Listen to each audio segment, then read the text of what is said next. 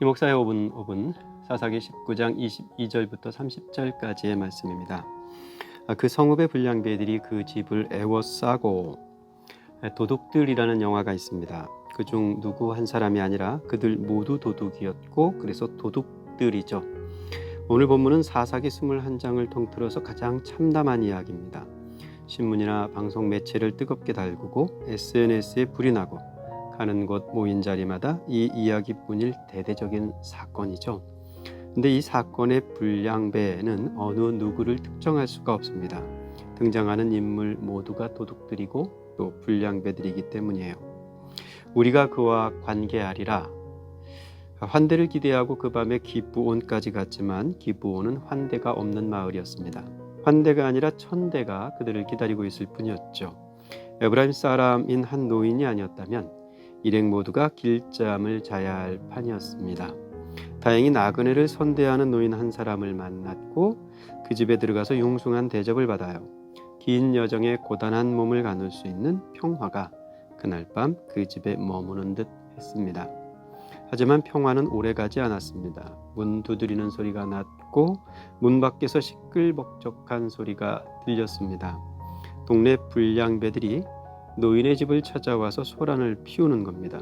저 사람 끌어내라고, 우리가 그와 관계하겠노라고 다그치면서 거칠게 몰아붙입니다. 낯선 나그네를 환대하는 것이 하나님의 법이었지만 욕정에 사로잡힌 기브온의 불량배들에게 그 하나님의 법은 소용없고 또 쓸모없는 법일 뿐이었습니다. 그들은 지금 사람과 하나님 앞에 큰 죄를 지으려고 합니다. 그때 이스라엘의 왕이 없으므로 저마다 자기 소견에 옳은 대로 행하는 참담한 현실입니다. 이런 망령된 일을 행하지 말라. 내 집에 든 손님입니다. 아무리 거칠게 들이닥쳐도 불량배들이 요구하는 대로 내 집에 든 손님을 그냥 내어줄 수는 없습니다.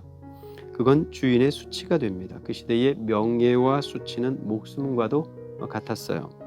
목숨 같은 명예를 버리고 손님을 내줄 수는 없는 일이었습니다.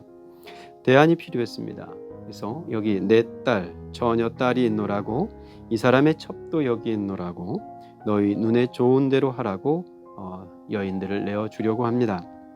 그때 이 레위 사람이 자기 첩을 문 밖에 내던지고 문을 걸어 잠그죠. 문 밖으로 내던져진 첩은 밤새도록 못된 일을 겪어야 했습니다. 이런 망령된 일을 행하지 말라. 저 사람 내놓으라는 불량배들에게 주인집 노인이 한 말이었습니다. 그렇습니다. 이스라엘 어느 지파에서도 이런 망령된 일이 벌어지지 말아야 합니다. 그런데 망령된 일은 저 불량배들만 벌인 건 아니었습니다. 이 사람 지키겠다고 자기 딸과 저 사람의 첩을 내주려는 노인의 이 선택적 환대도 망령되기는 한 가지입니다. 여기 이 노인도 결국은 불량배 중 한 사람이 되어버렸습니다. 자기 첩을 집 밖으로 내던진 어떤 레위 사람도 망령된 사람입니다. 문 밖에서 벌어질 일이 뻔한데도 나 살겠다고 힘없는 여인을 수치와 죽음으로 몰아넣는 이 레위 사람, 그도 불량배 중 하나입니다. 아무 대답이 없는지라 그렇게 긴 밤이 지났습니다. 문 밖에서 벌어진 간밤의 일은 참담한 것이었지만 문 걸어 잠근 그 집 긴 밤은 아무렇지도 않았습니다. 쿨쿨 단잠에 빠졌고 긴 잠에 들었습니다.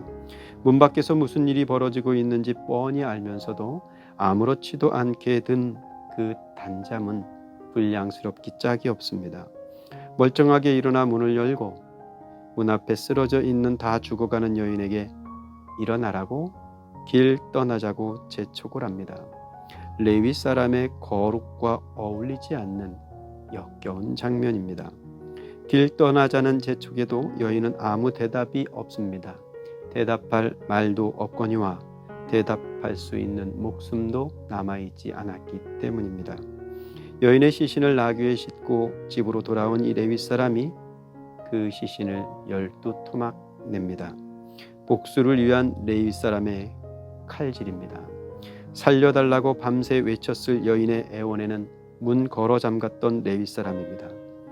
여인의 원수는 저 기브온의 불량배들이 아니라 어쩌면 이 레위 사람일지도 모릅니다.